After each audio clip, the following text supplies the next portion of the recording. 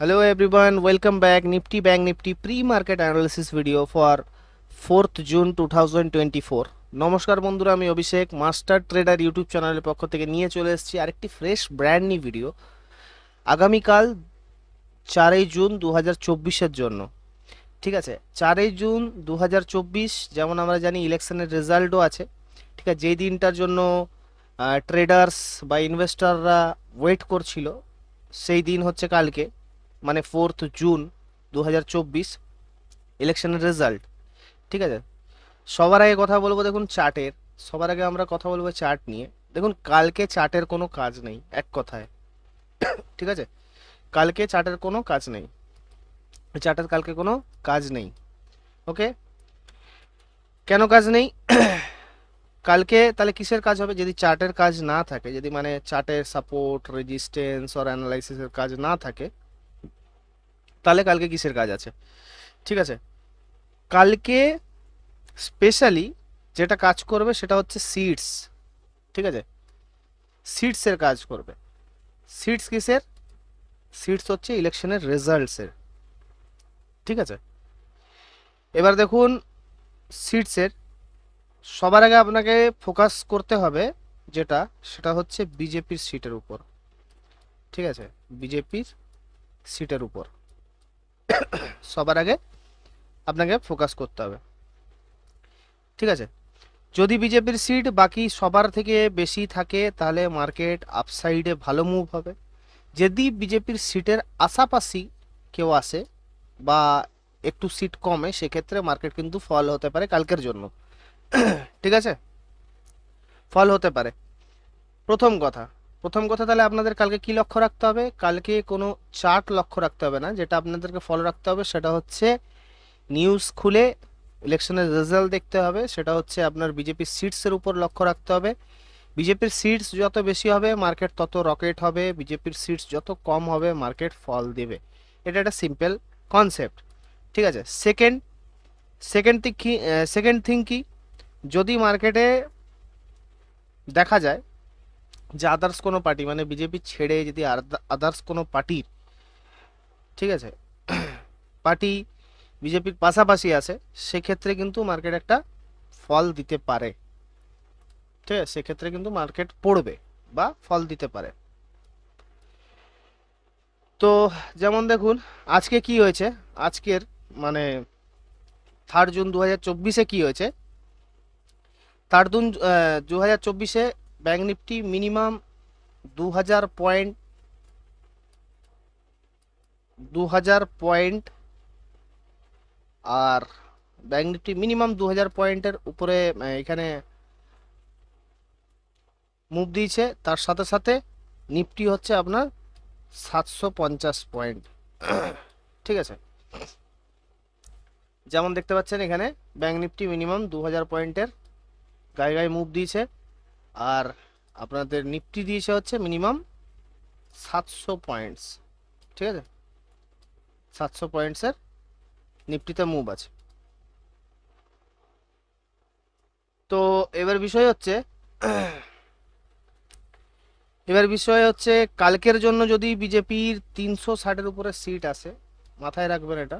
ঠিক আছে, যদি 360-এর উপরে 360-র উপরে সিট আসে, ঠিক আছে, কালকের জন্য যদি বিজেপির 360-এর উপরে সিট আসে, ঠিক আছে, তাহলে মার্কেট ওখান থেকেই কিন্তু রকেট হয়ে যাবে। ঠিক আছে, মানে আপসাইডে ভালো মুভ হবে, ওখান থেকে মার্কেট রকেট হয়ে যাবে, সিম্পল। তো কত পয়েন্ট মুভ হতে পারে? মিনিমাম ধরুন 1500 পয়েন্ট, 1500 পয়েন্ট। ঠিক আছে, 2000 পয়েন্ট, 2000 পয়েন্ট প্লাস ধরুন 2500 পয়েন্ট, এরকমের মুভ দিতে পারে বা এরকম গ্যাপ আপ ওপেন হতে পারে। ঠিক আছে, কালকের জন্য যদি কোনো কারণে ব্যাঙ্ক নিফটিতে ফল আসে, ফর এক্সাম্পল যদি কোনো কারণে ব্যাঙ্ক নিফটিতে কোনো ফল আসে, ঠিক আছে, সেক্ষেত্রে আমাদের কাছে তিনটা সাপোর্ট থেকে যায়। তিনটা সাপোর্ট থেকে যায়। সাপোর্ট ওয়ান হচ্ছে 50,000, 50,000। সাপোর্ট টু ঠিক আছে। সাপোর্ট 2 হচ্ছে আপনার 49,000, 49,000। ওকে। সাপোর্ট 3 অ্যান্ড মেজর সাপোর্ট যেটা সেটা হচ্ছে আপনার 48,000, 48,500। তো যদি কোনো কারণে ব্যাংক নিফটিতে গ্যাপ ডাউন ওপেন হয় বা কোনো ফল আসে, সেক্ষেত্রে আমাদের কাছে এই তিনটা সাপোর্ট থাকবে। একটা হচ্ছে 50,000-এর সাপোর্ট, একটা 49,000-এর সাপোর্ট, একটা হচ্ছে 48,500 সাপোর্ট। এই তিনটা সাপোর্টের আশাপাশি আসে, যদি কোনো রেঞ্জ বানায় তাহলে আমরা বাই করে রেঞ্জের ব্রেকআউট হলে বাই করে চলবো। সেক্ষেত্রে কিন্তু আমরা এখানে বাই করে চলবো। ঠিক আছে। তো বিষয় হচ্ছে এই তিনটার আশাপাশি আসলে আমরা বাই করে চলবো। তো নিচের কোথাও আসে যদি ব্যাংক নিফটি, তাহলে বাই করতে পারেন। ঠিক আছে। এর এর নিচের কোথাও, মানে নিচের কোথাও বলতে ধরুন এর আশাপাশি, মানে 50,000-এর নিচে, 40,000-এর নিচে, 48,000-এর 48,500-এর আশাপাশি যদি আসে, সেক্ষেত্রেও কিন্তু বাই করে চলতে পারেন। এবার দেখুন কিরম করে বাই হবে, সেটা হচ্ছে মেন ফ্যাক্টর। ঠিক আছে। কেমন করে বাই করবেন ধ্যান দিয়ে শুনুন। বিষয় হচ্ছে এখানে যে কোনো 1 মিনিট বা 2 মিনিটের চার্ট লাগাবেন। ঠিক আছে। 2 মিনিটের, ফর এক্সাম্পল এখানে আপনি 2 মিনিটের না, 1 মিনিটের চার্ট লাগাবেন।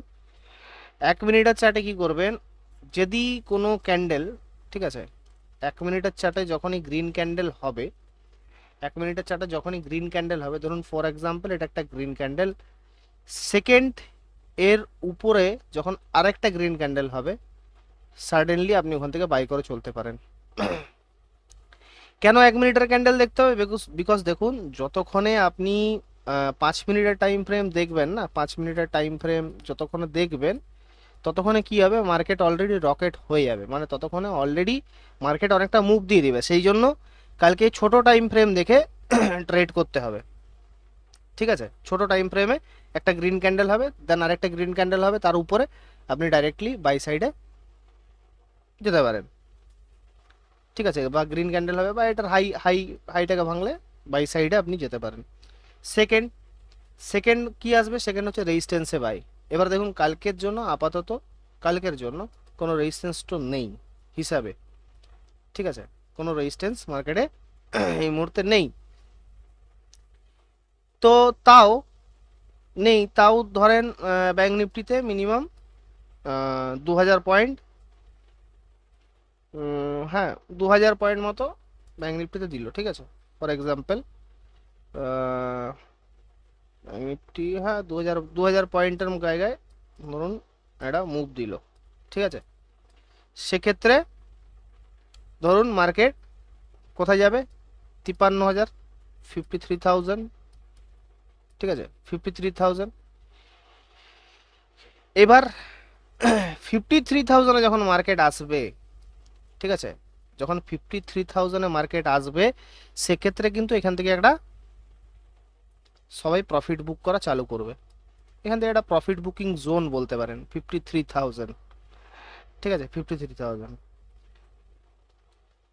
এবার দেখুন মার্কেট সাধারণত কালকে আপসাইডেই মুভ করবে, আপসাইডেই মুভ করবে। যত ভালো রেজাল্ট ওখানে আসবে সিটসের, তত ভালো এখানে মার্কেট মুভ করবে সাধারণত।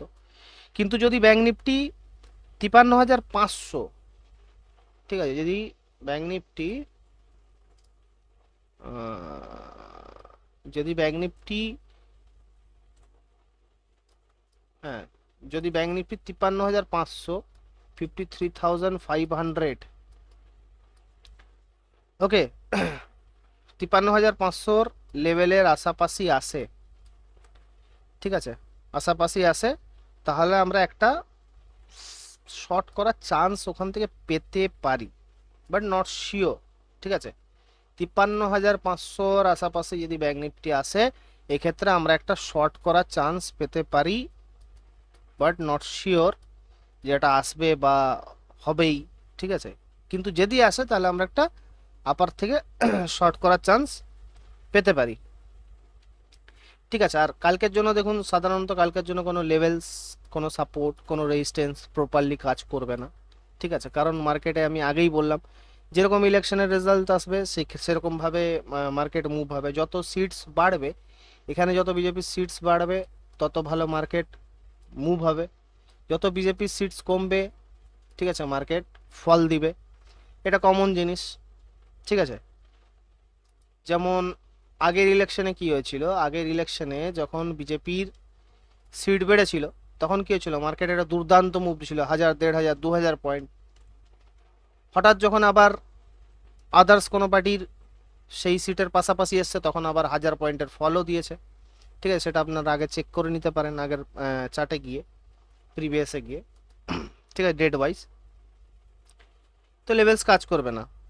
আর সব থেকে বেটার হবে, সব থেকে বেটার যদি বলেন তাহলে আমি বেটার বলবো কালকের জন্য ট্রেড অ্যাভয়েড করে দেওয়াটাই বেটার। ঠিক আছে, কালকের জন্য ট্রেড অ্যাভয়েড করে দেওয়াটাই সব থেকে বেটার হবে। কেন দেখুন, এখন যত অপশানের প্রিমিয়ামস আছে না, এখন যত অপশানের প্রিমিয়ামস আছে না, সব হাই আছে। ঠিক আছে, এখন যত অপশানে আপনি প্রিমিয়াম দেখতে পারবেন না, সব হাই আছে প্রথমত। ঠিক আছে, তো হাই আছে, তো সেই ক্ষেত্রে দেখুন স্বাভাবিক আপনার এটা এক্সপায়ারি হচ্ছে 5 তারিখ, মানে 5ই জুন, 5th জুন।